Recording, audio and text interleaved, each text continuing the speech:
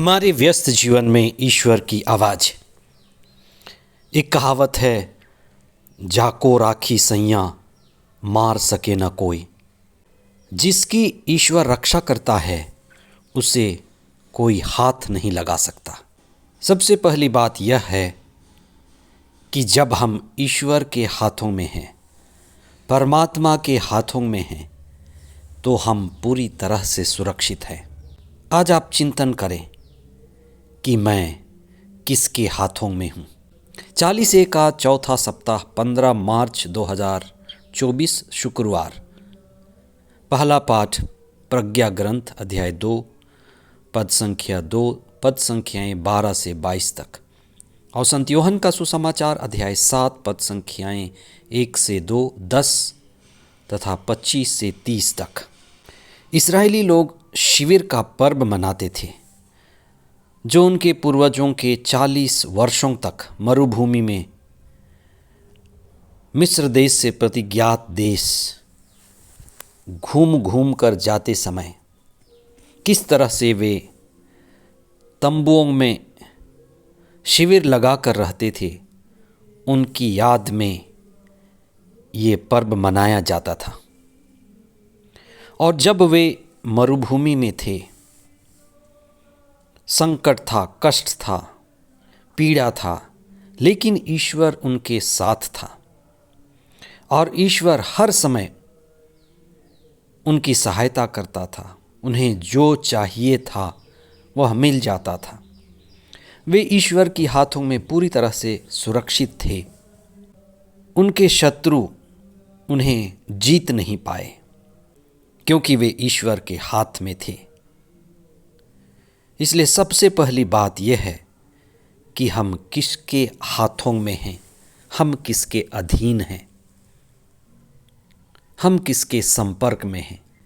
आज के सुसमाचार में ईसा शिविर पर्व के लिए यरूशलेम जाते हैं, पर बड़े अप्रकट रूप से।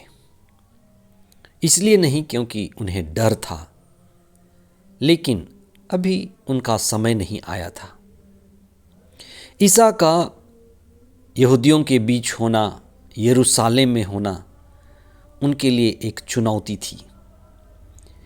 ईसा मुक्तिदाता थे और हमेशा लोगों की मुक्ति की बातें करते थे। बंधन में बंधे हुए लोगों को चुनौतियां देते थे। आध्यात्मिक बीमारी से घिरे लोगों को आज़ाद करने के लिए उनके अहंकारों पर चोट मारते थे।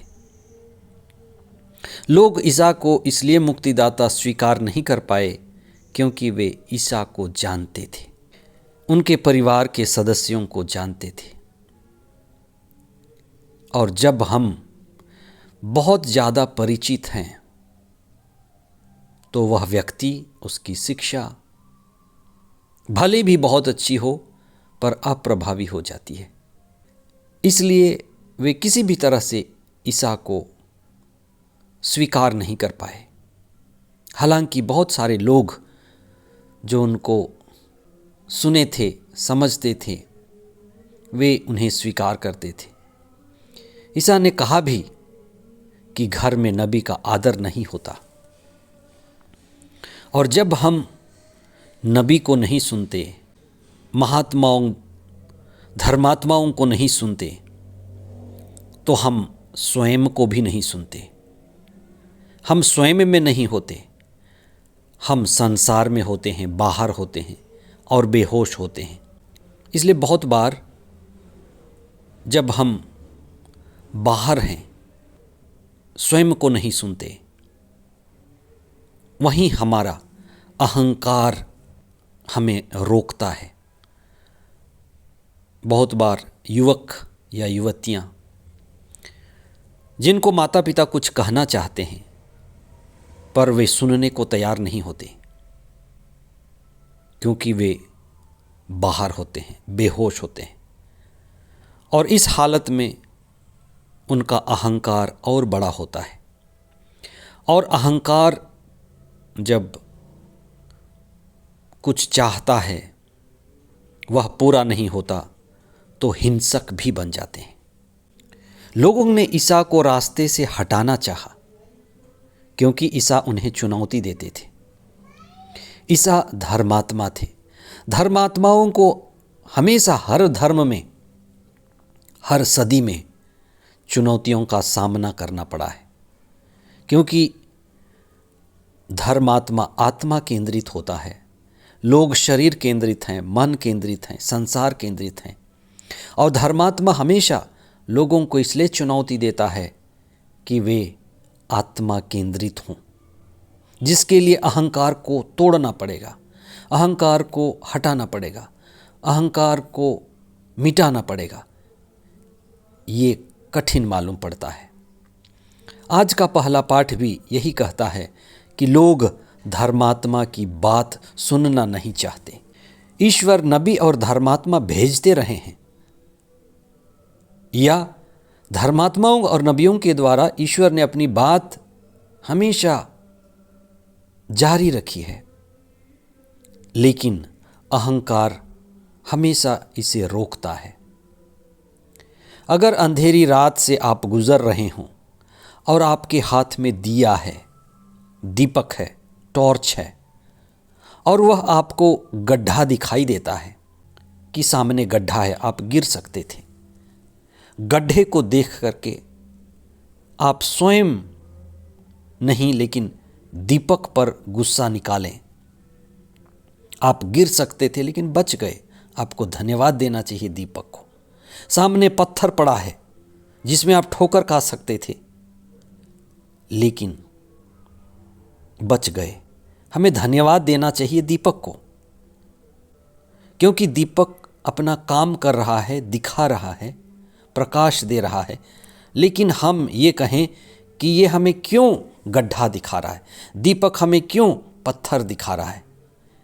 ये गड्ढे दिखाना, पत्थर दिखाना दीपक का काम जो है, और हम दीपक से दुश्मनी कर लें तो हम कभी खुद को नहीं पाएंगे और कभी वहाँ तक नहीं पहुँचेंगे जहाँ हमें परमात्मा ले जाना चाहता है। इसलिए लोग दुश्मनी करते हैं प्रकाश से। ईसा ने संत यूहन्ना के सुसमाचार अध्याय 3 पद संख्या 19 में कहा कि प्रकाश संसार में आई, लेकिन लोगों ने प्रकाश के बदले अंधकार को चुना। आइए हम प्रार्थना करें कि परमात्मा विभिन्न रूपों में हमें प्रकाशित कर रहा है, आलोकित कर रहा है। हमारे बुराइयों को, गड्ढों को, पत्थरों को हमारे रास्ते से हटाना चाहता है। हम प्रभु के दिव्य वचन को पढ़ें, प्रार्थना करें, मौन हो जाएं, खुद के अंदर जाएं और खुद को सुधारने के लिए कदम उठाएं। ये 40 का समय आशीष और कृपा और खुद की सफाई का समय हो। आमीन।